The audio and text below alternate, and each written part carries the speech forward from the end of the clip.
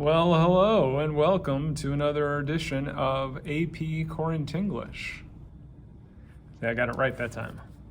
Okay, so today then we're going to talk about parts 4 and 5 of The Handmaid's Tale. Had a decent conversation in class, though certainly we missed many of you. I know there are questions and things you want to talk about. I don't know the best way to do that. I suppose maybe we could do a Zoom session after school? Not today, though, because it's Friday. So part 4 opens up. It's called The Waiting Room, which I think, it refers literally to the way the narrator looks at her room, right? How much time she's spending, waiting around for things to happen. But I think there's also the tie to the waiting room in a doctor's office, because a big portion of what happens here is her visit to the doctor. All right, so chapter 8 opens up, and the narrator, who will soon be called Offred, but is not yet, is with Glenn, and they are at the wall and out walking. They see different people on the wall. This time there's a priest and 2 men in guardian uniforms with purple placards hung around their necks, which communicates then gender traitors or that they're gay. I can't help but draw the connection to the way the Nazis labeled people, with like a pink triangle for gays during World War II in that time and the Holocaust. And I can't help but think of that. If you happen to read the introduction, I posted it yesterday. If you have the newer book, not this one, but the new one, which I have around here somewhere. I don't know where. Anyway, it talks about that Margaret Atwood was living in West Germany, actually, at the time. So the wall, there are kind of allusions, I suppose, to the Berlin Wall in that divided East and West Germany. So, perhaps that was on the author's mind. Glenn breaks protocol, right? And she says, "It's a beautiful May day." And we get a little bit of an interesting, history lesson, I suppose. May Day is French, but it's more than that too, right? May Day is the 1st of May. It comes from like a spring festival, a pagan spring festival, where people would dance around the maypole. You've heard that, where there was a pole and there were ribbons, and like dancing around it, you weave the ribbons around. It's actually a pretty neat thing. But it's certainly there could be sexual overtones to it, right? A maypole is kind of a phallic symbol, and it's done in spring, and spring is a time of new life. There's that whole connection kind of going on in there. It's also a holiday for unions, and it's a communist thing. So you could look at it as a day where people kind of celebrate the revolt against those in power. I don't know. Anyway, I'm sure we'll hear more about May Day later. After that, there's a funeral procession for a miscarried baby, and we get the sense of some class struggles, I suppose, or class conflict that the O'Connell wives spit at on the ground near of Glenn and Offred, or the narrator, and so we get that going on in there too. On page 45, Aunt Lydia says that God made them, meaning men, that way, but he did not make you, meaning women, that way. He made you different. It's up to you to set the boundaries. Later you will be thanked. There are a couple things we talked about in class. One was the use of the passive voice, later you will be thanked. By phrasing it this way, we don't know who's the one doing the thanking or anything like that. The other thing is the victim blaming that's going on. And while it was certainly something going on when this book was written, it's definitely something that goes on right now. We talked about the Supreme Court case recently in Minnesota where a man had he was charged, convicted, I don't know, of felony rape for raping a woman who was drunk and unconscious. But it was overturned because the Minnesota Supreme Court said that because she had gotten drunk of her own volition, she drank on her own, nobody slipped her anything, that it wasn't felonious rape, it was actually a misdemeanor rape. And that got sent down and sent back, right? Which is victim blaming, that somehow it's only a misdemeanor if that happens, right? And that's really problematic, and we still have that kind of victim blaming going on all the time. And later on in this section, we saw it with Janine and the victim blaming there, and it's still a part of our society. Other things we saw another side of the memory of Serena Joy, and that is where it talks about her making speeches. And Serena Joy doesn't make speeches anymore, it's on page 46. Now she's speechless.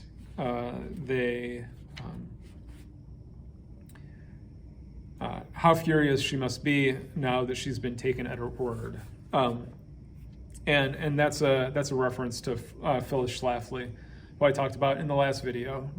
Recall that Serena Joy is kind of a combination of Tammy Faye Bakker and Phyllis Schlafly, kind of squished together. I will say, and this is a little bit of a digression, Tammy Faye Bakker is a far more interesting person than she gets credit for in this book. I think she's kind of diminished quite a bit.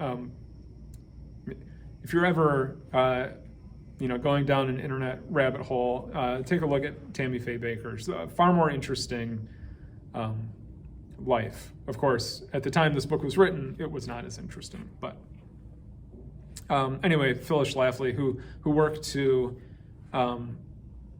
prevent the Equal Rights Amendment from being passed, and preached, that the family was most important, and a woman's place was raising a family and that sort of thing. So that's chapter 8. Chapter 9, then, the narrator is getting ready for her bath. And the big thing to take out of here is the discovery of the written communication in the cupboard, where the Latin phrase "nolite te bastardos carborundorum," I think that's how you say it, is carved in there in the cupboard. Right? The narrator thinks maybe it's Latin. If you haven't looked it up or don't know what it means, I encourage you to either figure it out from the words and what you know about language, or to just wait. It will come later, but I think the idea that the narrator doesn't know, if we as readers don't know too, I think that might enhance the reading a little bit. It's not a super big deal if you know what it means.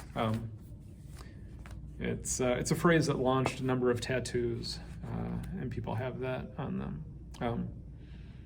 Anyway, so that goes on. We also see that the narrator says, "I'm like a child here." This is page 53.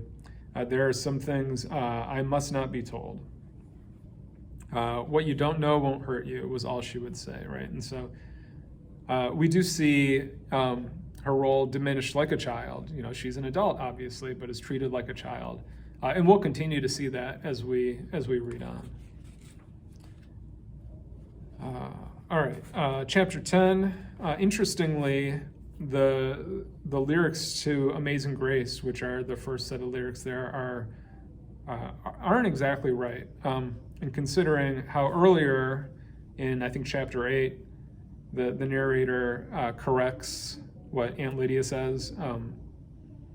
She says, all flesh is weak, and the narrator corrects it as all flesh is grass, which is the biblical quote. This one, Amazing Grace, how sweet the sound, could save a wretch like me. The lyrics are, that saved a wretch like me. I don't know if you want to make anything of that change. And then, of course, we have the Elvis lyrics after that. I feel so lonely, I could die. All right. So in chapter 10, we have more blaming of rape victims.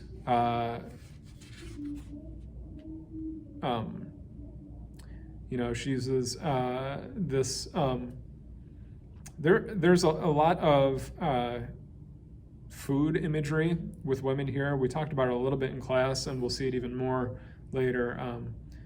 Aunt Lydia talks about how women were oiling themselves like roast meat on a spit in bare backs and shoulders on the street, in public, and legs, not even stockings on them. No wonder those things used to happen. Blaming people by the way they dressed for things that happened to them. Blaming women.